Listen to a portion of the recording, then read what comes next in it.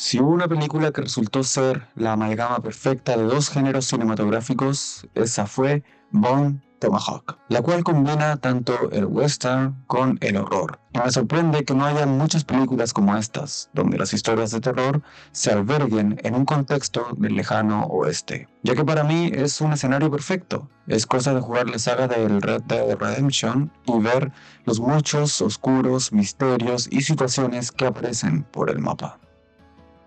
Dato curioso, esta película en Latinoamérica se llamó Frontera Caníbal.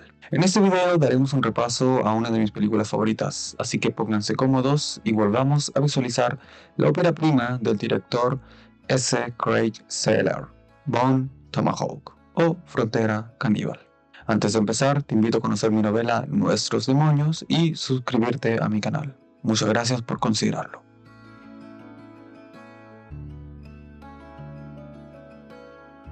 Esta película presenta una historia donde trogloditas caníbales que viven en la periferia de un pequeño pueblo en el viejo oeste enfrentarán a los clásicos personajes del western, encarnados por memorables y reconocidos actores como Kurt Russell, Patrick Wilson y Richard Jenkins. Los trogloditas eran una tribu terrible que ni siquiera tenían un nombre ni un idioma. Su manera de comunicarse era a través de los sonidos, como esos bramidos que se camuflaban con el viento.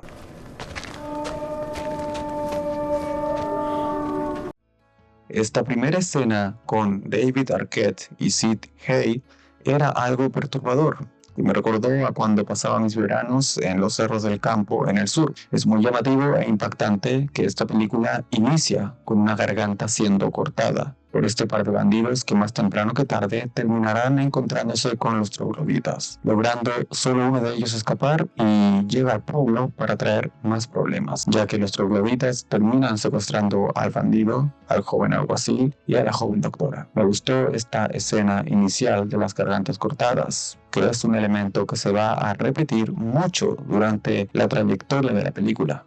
En esta situación encontramos a los clásicos personajes del western, tales como el sheriff, quien es la autoridad y la ley del pueblo, el alguacil de apoyo, un anciano viudo que aún tiene gasolina para cumplir con su deber y hacer el bien, el caballero armado, quien se muestra preparado y experto, y hay cierta fama en su nombre como el vaquero que mató a un montón de indios, y el vaquero enamorado, cuya pierna está lastimada y su novia fue secuestrada por los caníbales. Por supuesto que es quien termina teniendo más motivos para ir en su búsqueda, y termina siendo el protagonista y héroe, pero personalmente mi personaje favorito fue el viejo. En una profesión donde los hombres mueren jóvenes, tienes que respetar al anciano.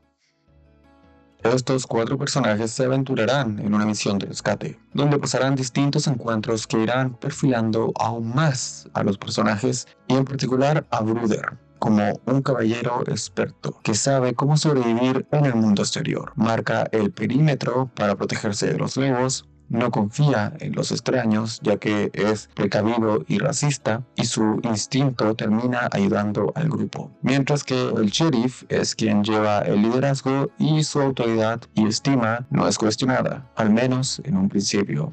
Después de que pierdan los caballos en un robo nocturno, los héroes tienen que ir caminando a rescatar a los demás. Y debido a su pierna infectada, el protagonista se debe quedar atrás. Por su parte, los otros tres llegan a la guarida de los trogloditas para terminar siendo emboscados.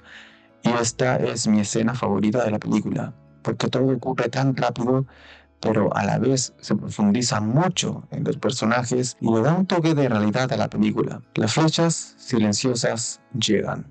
Las piedras le raspan la cabeza al anciano y una hacha Tomahawk desmiembra la mano de Buller. La película subvierte las expectativas y el primero en caer es Buller. Quien sería más capaz de matar a los trogloditas termina siendo el primero en morir, pero tiene una forma muy caballerosa de enfrentar la muerte y termina prometiendo que va a eliminar a la mayor cantidad de trogloditas que puede. Escenas antes habíamos descubierto por qué Bruder había matado a tantos indios y por qué incluso los odia y a qué se debe ese odio que motiva tanta matanza. Y eso se debe a que su madre y hermana sufrieron lo peor de parte de estas personas y él, siendo un niño de 10 años, solo pudo mirar.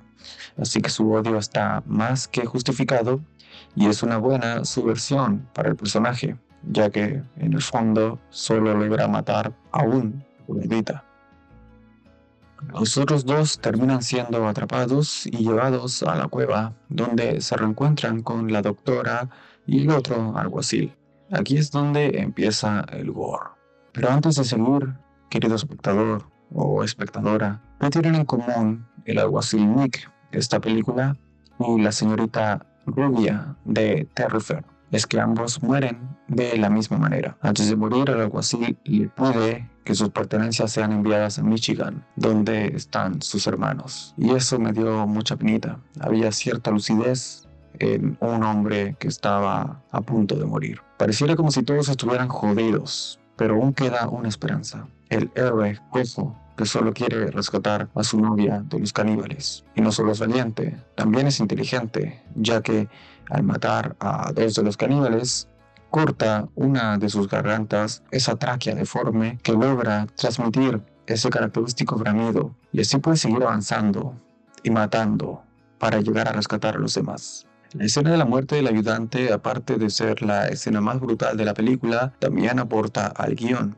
ya que el sheriff le promete que será vengado porque quería que escuchara algo positivo antes de morir. Eso más tarde se lo diría el viejito cuando el sheriff lo empiezan a mutilar. Sin embargo, el vaquero enamorado y cojo llega al rescate, matando a varios, y los sobrevivientes saben que solo quedan 3 trogloditas, de los cuales el sheriff se encargará de los otros 3. Reflejado esto en 3 ecos de disparos que se escuchan en el horizonte mientras los sobrevivientes cruzan las planicies para volver a su pueblo, y volviendo a marcar un punto clave con el realismo que muestra esta película, ya que nosotros como espectadores queremos que sobrevivan, pero la realidad es otra. La doctora no sabe utilizar armas de fuego, o al menos no se ha visto utilizándolas. Y ella va a ir acompañada y escoltada por un hombre cojo, que quién sabe cuántas balas le quedan en su revólver, y un viejo, que solo tiene una piedra para defenderse. Ninguno de ellos tiene agua, y el pueblo de donde vinieron está a kilómetros y kilómetros de distancia. Y en el lejano oeste, los trogloditas no son el único peligro. Acabaron con una amenaza, pero quedan muchas más. Y así termina Bone Tomahawk, una película que logra perturbar con sus escenas de gore y toda la mitología que envuelve a los trogloditas, quienes violan y matan a sus propias madres, las cuales están ciegas para así reproducirse. También entrega un muy buen western de terror, que no es la primera cinta en mezclar estos géneros. También tenemos a Rob Zombie con Los Renegados del Diablo y Los Tres del Infierno, pero estas películas ocurren en tiempos más actuales. Por su parte, Bone Tomahawk logra plantear una tan buena historia que aprovecha la época y termina siendo una cinta peculiar y muy buena en todos los aspectos que plantea. Cuéntame si conocías esta película en los comentarios. Sin más, me despido. Sobrevivan y que estén muy bien.